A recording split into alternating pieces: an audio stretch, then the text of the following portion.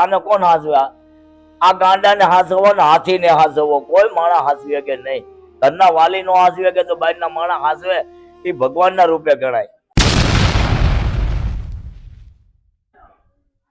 દાદા તમને કઈ રીતે ખબર પડી આ બેન અહીંયા છે એમ? હું ભાઈ ગોતતો આવ્યો છું, મને કોઈ કીધું નથી ભાઈ કે જ્યાં આશ્રમ છે હું તપાસ કરું છું કે કોઈ બી ધર્મશાળાની માન કોઈ સેવા પૂજા કરે છે જાયું ભાઈ એની ધન્યવાદ થી ક્યાંય જડે તો ભલે, ન જડે તો ભલે પૂછીને આધાર પત્રક વીકીને અમને પકડું ભાઈ.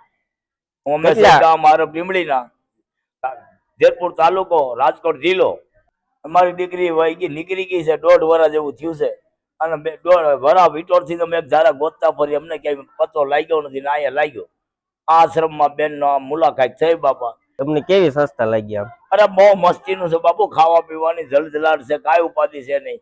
ખાવા પીવાનું દરિયા જેવું કામ છે બાપા, હાથી જેવું કામ કરી રહ્યા છો. ભગવાન જો આ કેવી રીતની રહેવાનું છે, કેવા સાફાઈ છે, કેવા લુગડા કપડા, આમ તો ચોખ્ખું પડ્યું છે ભાઈ સાહેબ.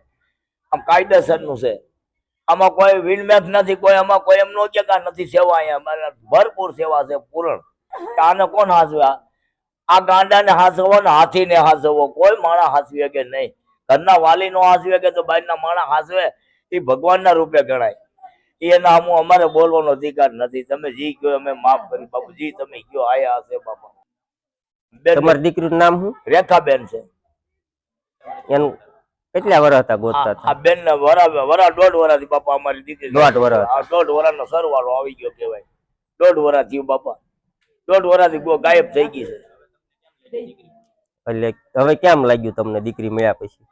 મારે રેડી બાપુ, સારું છે, સારું છે બાપા. તમને કેમ તમારા આત્માને? સારું છે બાપા, હું રાજી થઈ ગયો તમારી દીકરીને હાંસવીને.